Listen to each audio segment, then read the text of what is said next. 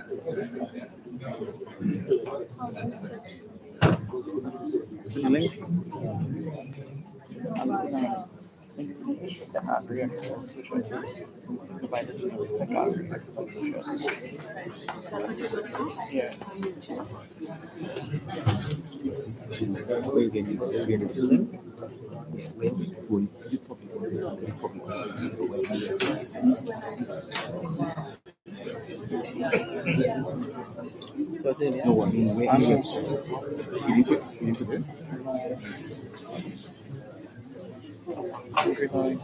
All right, you didn't see where. He didn't put this. All right, no problem. Let's put it inside of take a green. One line. So this is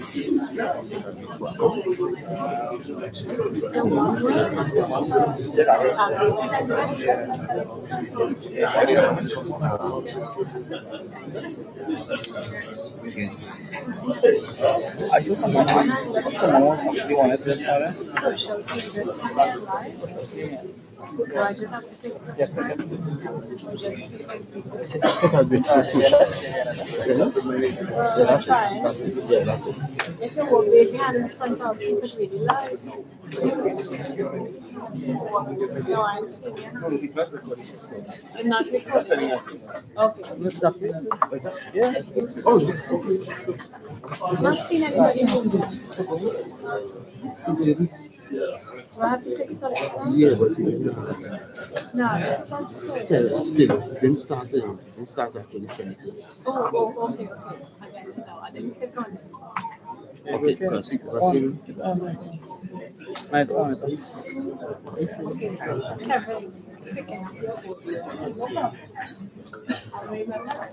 Okay.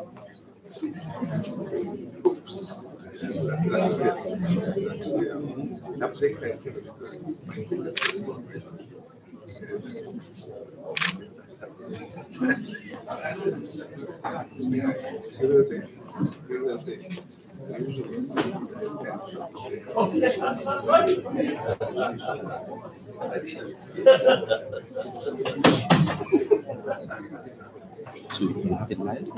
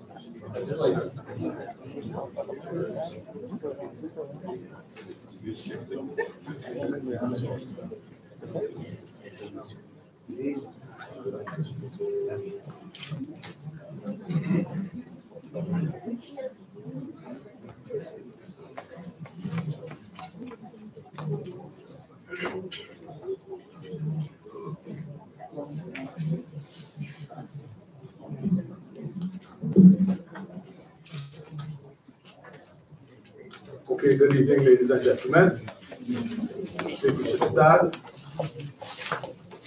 My name is Wade Gatford, Dr. Wade Gatford. I'm the Dean of the Faculty of Food and Agriculture, and I'll be leading you through this afternoon's discussion. Before we begin the formal introduction to the lecture, etc., I would ask you kindly if we could stand and observe a minute of silence for Dr. Morgan June. Dr. June is a proud graduate of the Faculty of Food and Agriculture. Went on to do his other degrees elsewhere, but at that time he also lectured here in the Department of Agriculture and Economics, and now Economics and Extension. So he has served us, and we're proud of him and all that he has contributed nationally. So we just stand for a minute of silence. The mark is passing.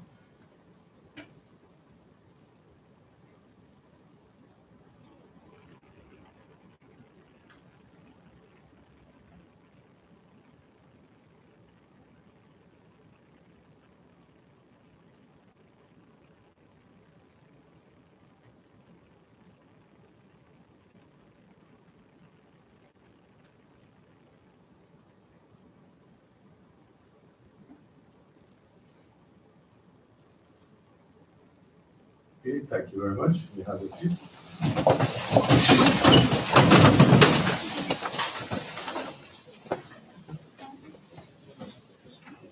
I would like to invite to the head table Professor Michael Clegg, Malone. I think you would have not invited the principal. Right. Is it okay to stay? Or would you like to stay? Please, could I invite the principal? You did tell me he's not moving from that seat. Right. So, good evening once again. On your right, far right, Deputy Principal, St. Augustine Campus, Professor Indar Ramnarayan, welcome. Next to him, Professor Emeritus Winston Malone, welcome. And our distinguished speaker this evening, Professor Emeritus Michael Clegg, welcome. The head table. I'd like also to invite in a very special way Pro-Vice Chancellor, Graduate Studies and Research, Professor Dale Weber. Thank you very much for coming, sir. Dr. Mark Udivira, the Deputy Dean for Teaching and Learning. Welcome. Faculty members, staff of the Faculty of Food and Agriculture, staff of the other faculties, university colleagues, members of the public, media, ladies and gentlemen. I warmly welcome all of you all this evening to the Faculty of Food and Agriculture. Faculty of Food and Agriculture has a long tradition of teaching, research in agriculture, and it continues. We are on that path once again to restore our good name to what it was previously. Today, we have set about the first event on a two-part series. This year, I have dedicated the faculty to talking and taking actions in the whole arena of food and nutrition security. I think all of us here understand the need for us to address this area of concern. We look around and we hardly hear anybody on the national landscape speaking about it or doing anything about it. So the faculty has decided they will exercise some kind of leadership in this matter. Today we are having a public lecture, open lecture. The title of this lecture, Successes in Food and Nutrition, Security in Latin America and the Caribbean. Tomorrow, we'll be following this up with a symposium, which we have invited, specially invited all our key stakeholders a one-day event to discuss this matter, to interrogate it much more deeply, and to propose an action plan going forward to secure our food for the future. So it's a two-part activity, but it's also the second leg of three legs that we have in this year. First was the Tech Agri Expo, which was held in March on the grounds right here, which dealt with food security. And we showcased all the opportunities for food and nutrition security using technology, value-added products, everything. Very successful event. I think we had maybe close to 9,000 people pass through here this year, close to 4,000 or 5,000 students pass through here this year. This is the second activity, second leg. A third leg will come in November 12th to the 16th, where we have an international conference, Food and Nutrition Security, to be held at Radisson Crawford. You'll hear much more about that in the future, because we've invited all of you all to participate in that, and as members of the audience, contribute papers, come to the discussions, seminars, etc. We think this is very, very important, food and nutrition security, and we are doing something about it in this calendar year.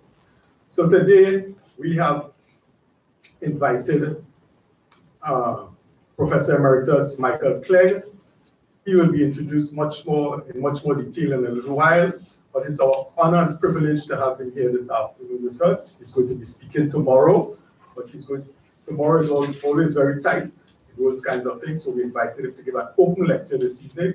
He has time to speak on a wide-ranging topic, and we welcome you very much, sir, to this Trinidad and Tobago, once again. I understand you have been here before, and to this Faculty of Food and Agriculture, and to this open lecture. So with those few remarks, I want to thank you.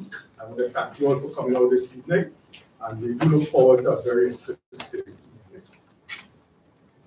I would then like to invite Professor Emeritus Winston Bellows, the President of the Caribbean Academy of Sciences, to bring some remarks.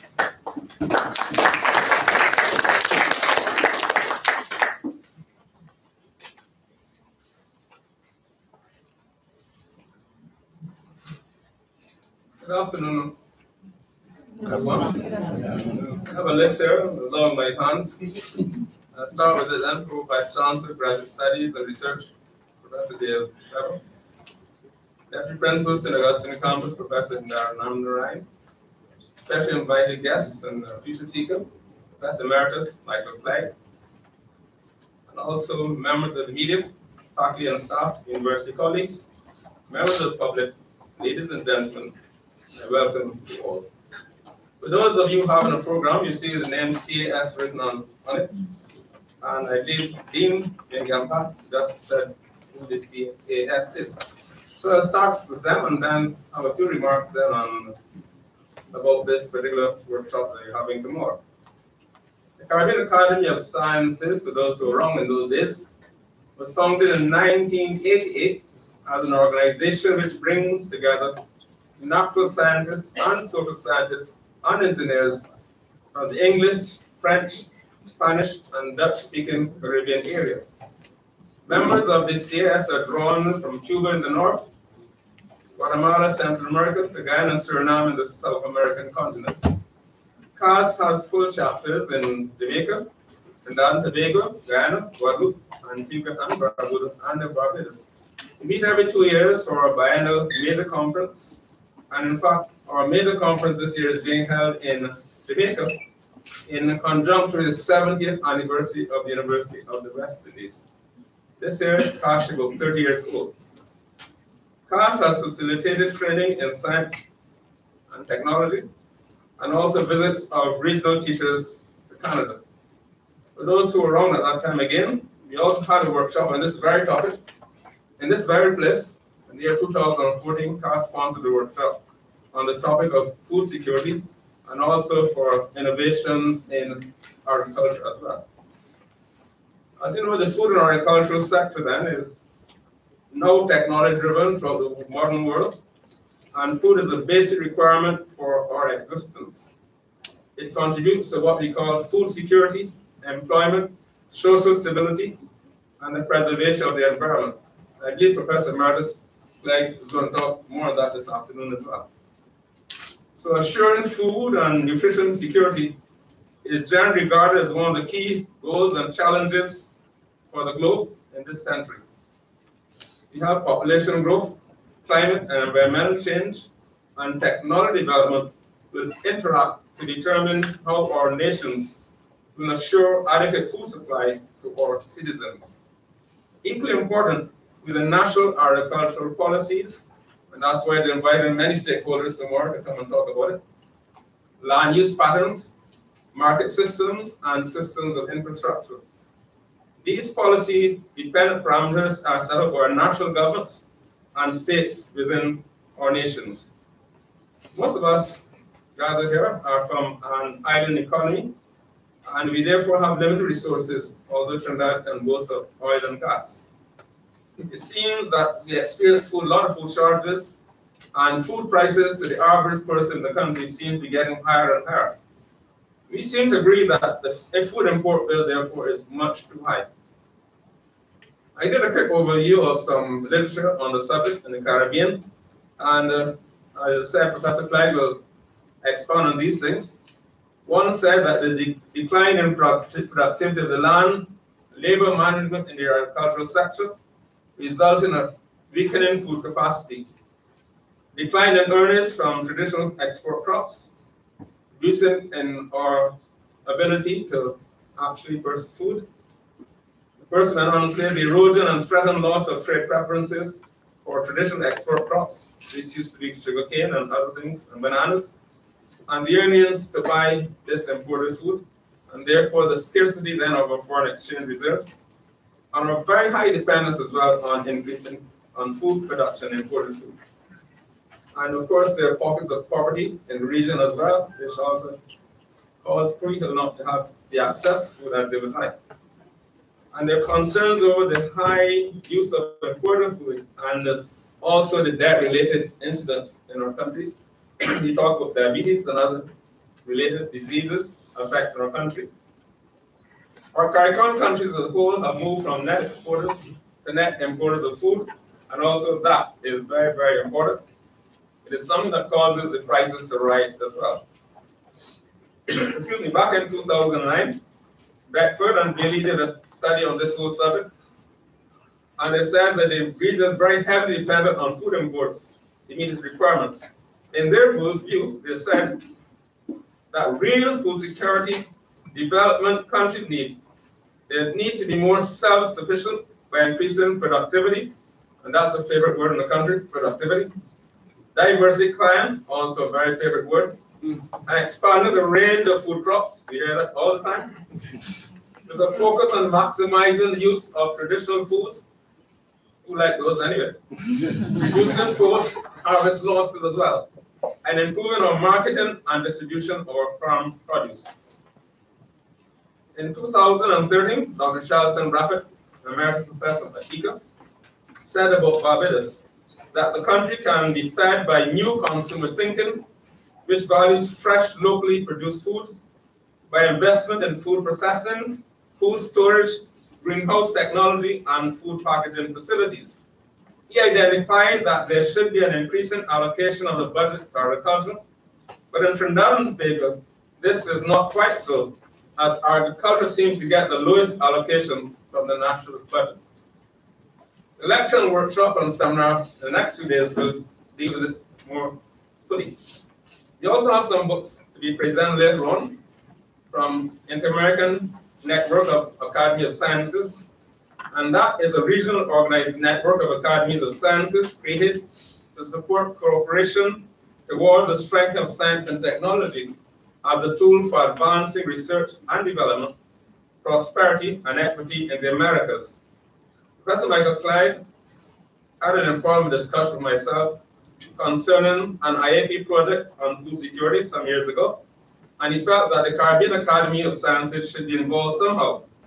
And the aim of this food security project was to assess the outlook for food and nutrition security over the next 50 years in the Americas, with the goal of informing national priority makers critical issues and potential options for each major country in the Americas.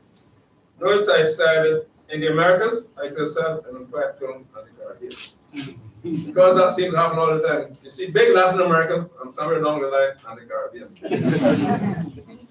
So, however, we managed, therefore, to take part in this project through Dr. Wilibera and also Professor Benedict. He is from the Department of Chemical Engineering, I say used to be, and also Professor Wilibera, who's from this faculty as well. A book was published on this topic, and the Caribbean Academy of Sciences is pleased to associate the product of IIP. And if you get a chance to read the booklet, it's also should be available in there beforehand. That's just one or two which we did. We did one also on formal training in inquiry-based science education, and that is also available. And there's another one on ladies in science as well. That is also available. These are booklets put out, and to which the Caribbean Academy of Sciences did have a part to play. That's all I have to say this afternoon. As part from wishing that you have a laugh this evening, as my good friend who I met some time ago will speak to you shortly. So enjoy the seminar tomorrow and days that follow. I was down again, so I'll just proceed. I thought you can't hear me by now, but if you need a translation, you can see some of the Barbadians in the translating problem. I am pleased, therefore, to introduce you to Professor Emeritus Michael Clyde. I met him at least 12, 13 years ago or more, in connection with the same Janus I just spoke about. He's a very lively character, as you'll find, with a ready smile, and you can't miss the laugh. You'll find his talk this evening very enlightening, and dare I say, entertaining as well. He's entertained us many times before. Professor Emeritus Michael Clyde received his BS and a PhD degrees in 1972 at the University of California, Davis, in agricultural genetics and genetics respectively. During a 42-year academic career, he served on the faculty of 4 universities, and most recently as the Donald Brand Professor of Biological Sciences at the University of California, Irvine.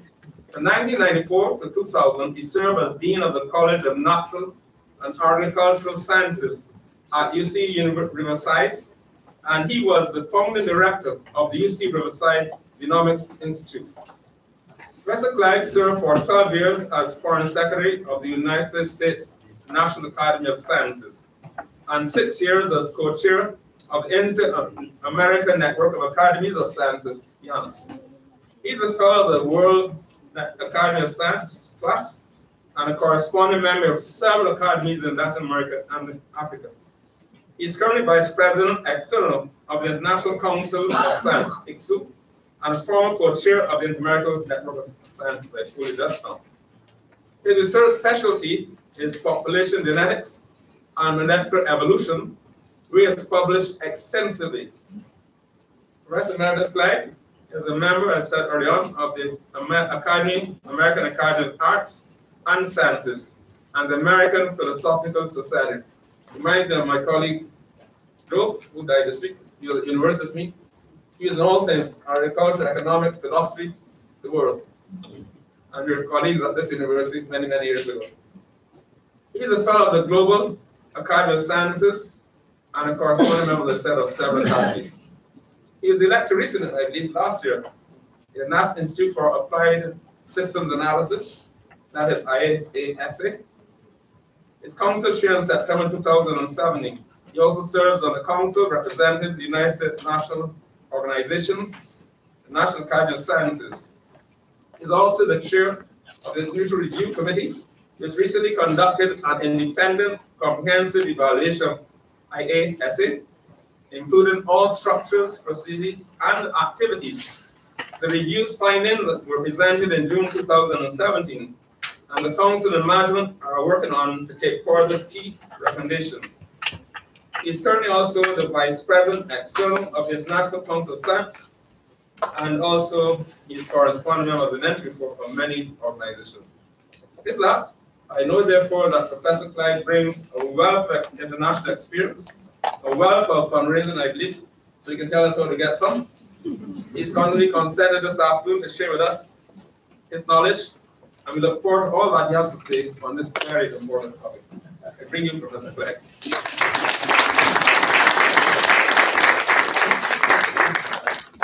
Very nice to be here again in Trinidad.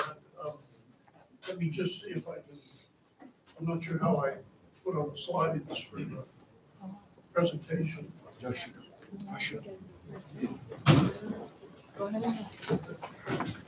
In any event, it's a privilege to be here. I was here a few years ago to participate in an event that made awards to expatriate scholars from Trinidad, which was really wonderful to see all of the great people that have been trained here. What I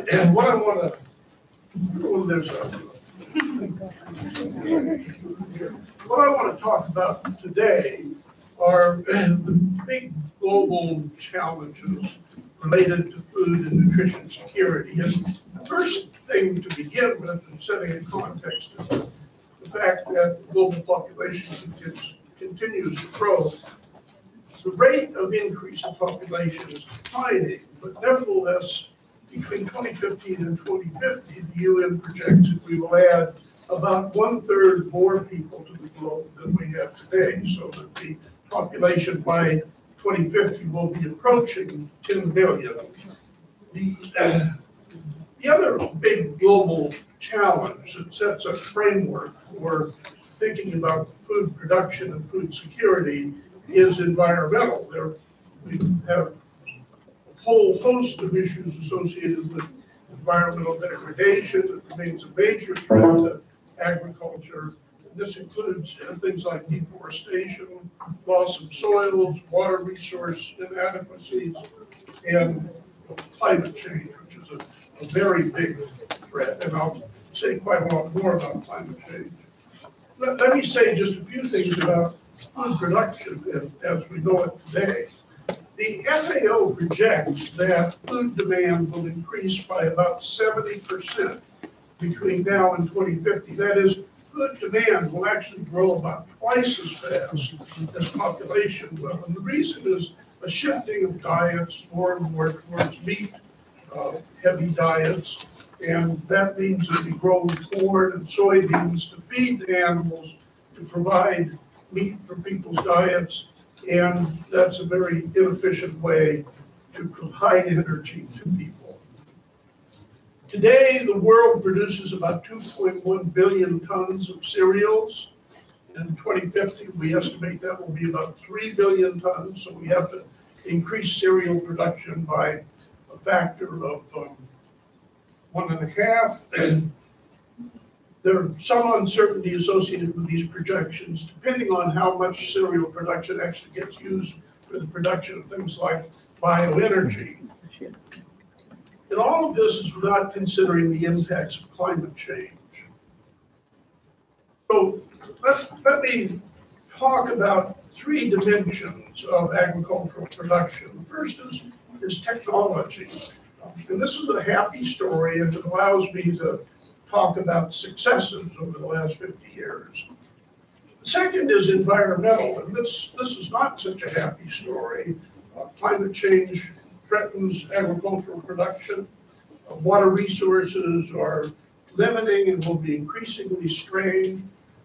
And then the third pillar in agricultural production is governance. Governments set the terms. They set the rules, they provide the funding for training the next generation of scientists.